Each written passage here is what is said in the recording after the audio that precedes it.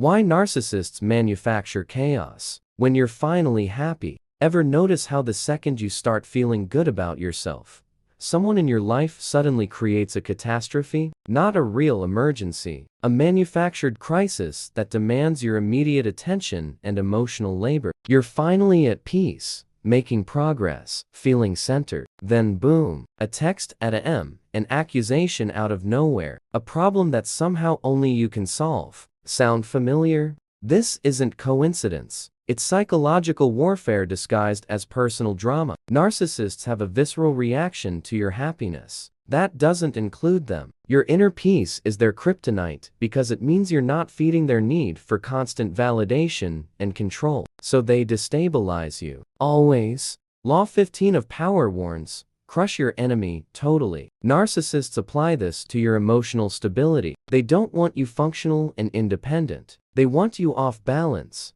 questioning yourself, running back to them to restore the equilibrium they destroyed. It's like watching an arsonist return to put out the fire they started, expecting applause. Here's the twisted mechanism.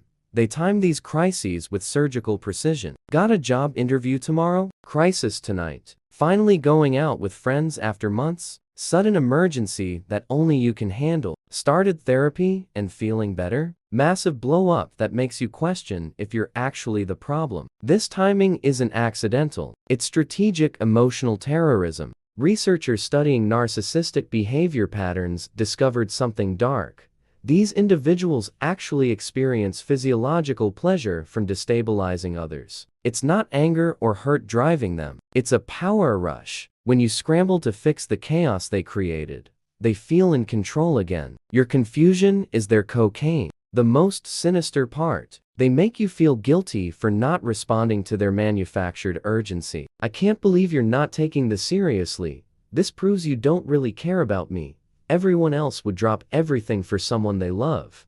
They weaponize your empathy against you, turning your kindness into a trap. The practical action for this part will save you years of emotional drainage. Implement what I call the 24-hour quarantine protocol.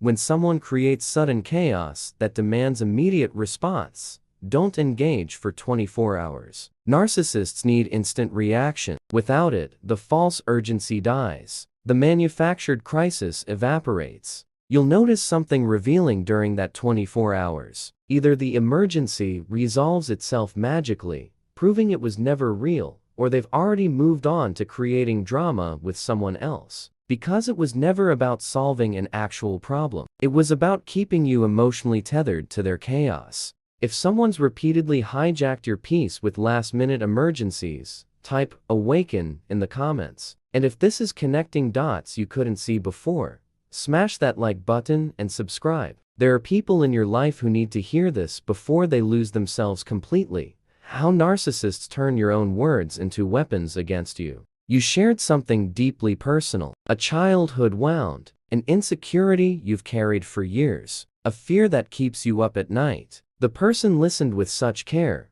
such seeming empathy, that you felt safe enough to be completely vulnerable. Weeks pass, everything seems fine. Then one day, during an argument, those exact words come flying back at you like bullets. Your own confessions, now twisted into ammunition. This is data harvesting masquerading as intimacy. Narcissists don't listen to understand you. They listen to collect intelligence. Every vulnerability you share is cataloged, filed away in their mental arsenal, waiting for the perfect moment to be weaponized. It's emotional espionage happening right under your nose during what you thought were genuine heart-to-heart conversations. Law 33 of Power teaches, discover each person's weak spot. Narcissists live this principle like it's scripture. They're exceptional at identifying your psychological pressure points. You casually mention you struggled with feeling invisible as a kid. Mental note. You confide that you worry about being enough for your partner. Jackpot. You admit you're terrified of abandonment. They just found your off switch.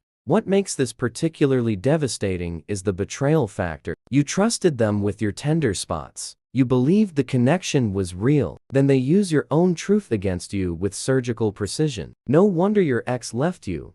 Makes sense why you've always struggled with that. Your parents probably saw something in you that I'm just now understanding. Each sentence a knife made from your own confessions. In the 1950s, psychiatrist Robert J. Lifton studied psychological coercion tactics used in prisoner of war camps. One technique stood out. Captors would elicit personal information during seemingly compassionate conversations, then use it later to break down prisoners' sense of self. Narcissists in your daily life use amateur versions of these same psychological warfare tactics, just without the military context. The pattern is predictable once you see it. They ask probing questions with fake concern. What's your biggest fear? What hurt you most in past relationships? What would devastate you if it happened? You answer honestly, because humans are wired to reciprocate vulnerability. But notice, they rarely give real vulnerability back. They're extracting, not exchanging. Here's what therapists specializing in narcissistic abuse have discovered. Victims often develop what's called defensive silence. You stop sharing anything meaningful because you've learned that openness equals future pain. Your authenticity gets locked away as self-protection. The narcissist doesn't just hurt you once. They make you afraid to be real with anyone ever again. The practical action for this section is counterintuitive but powerful.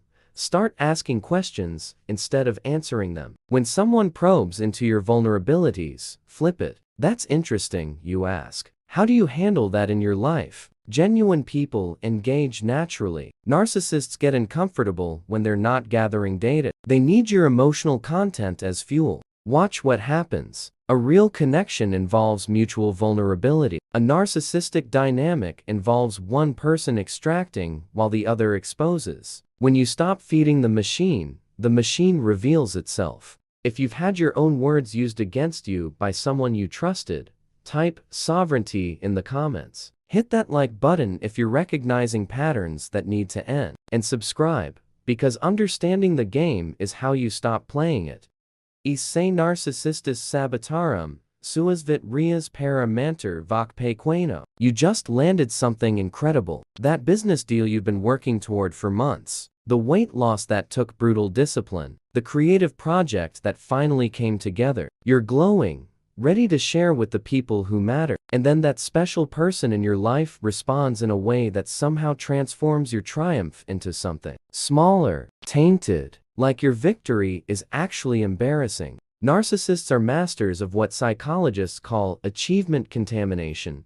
They take your moments of glory and inject subtle poison. Oh, you finally did it? Thought that would never happen. Congrats. But didn't Sarah accomplish that in half the time? That's great.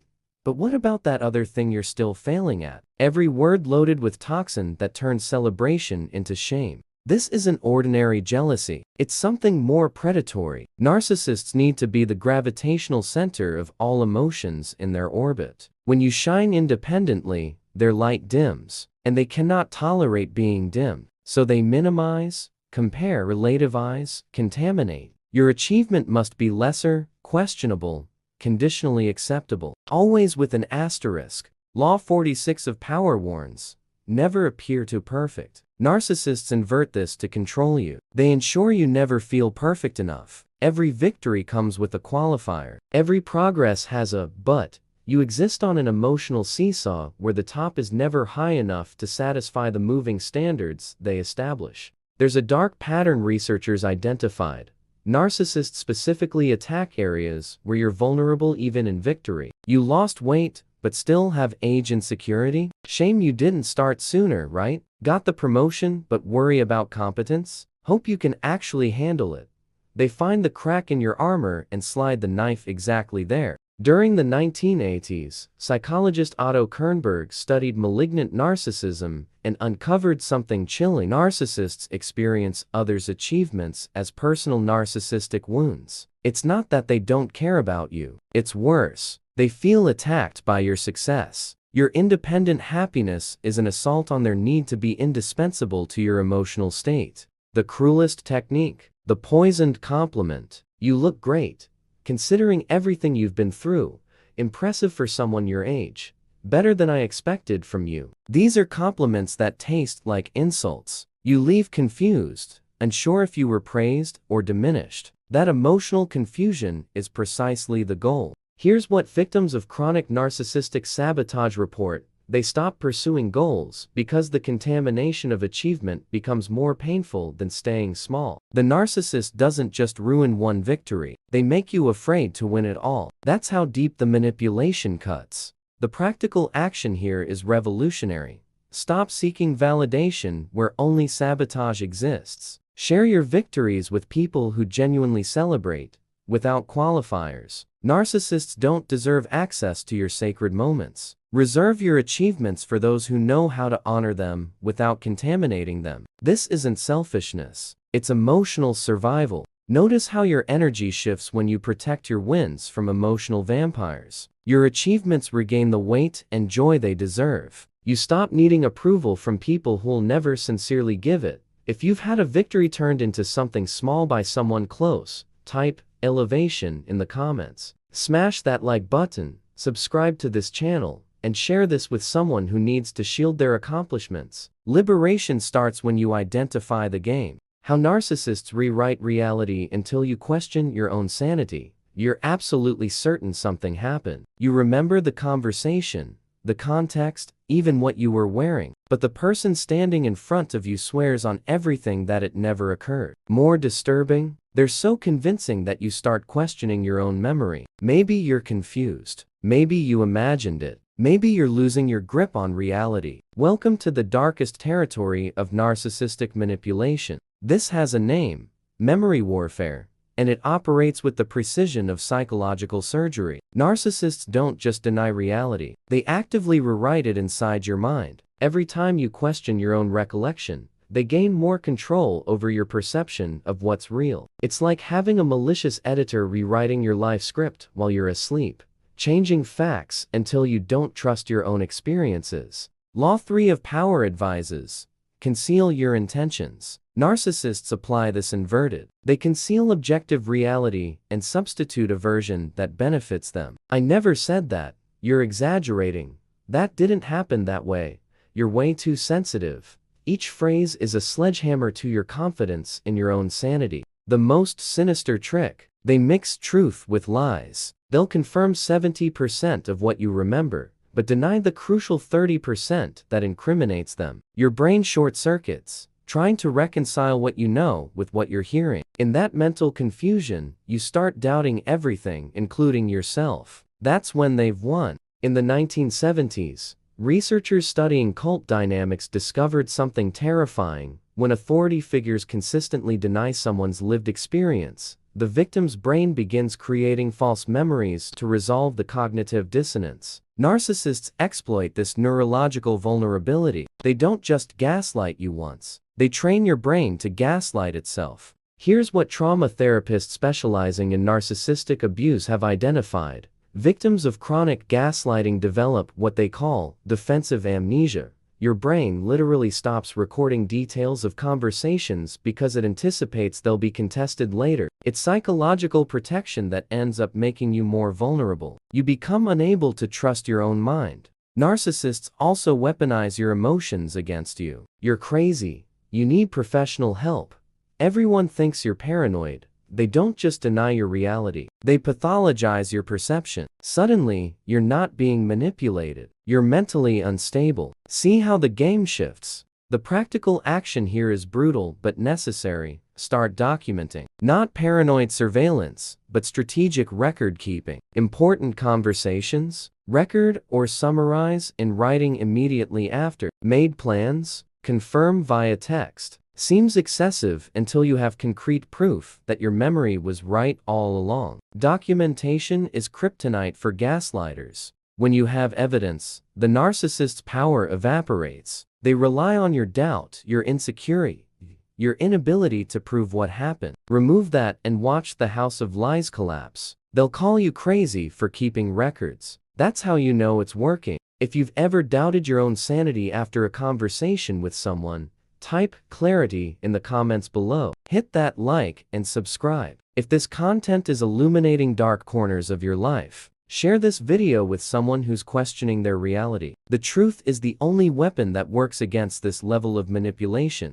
Disclaimer: This content is for educational and informational purposes about toxic relationship dynamics and emotional manipulation. It does not replace diagnosis, treatment, or professional counseling from licensed psychologists or psychiatrists. If you are in an abusive relationship, please seek help from qualified professionals and specialized support networks.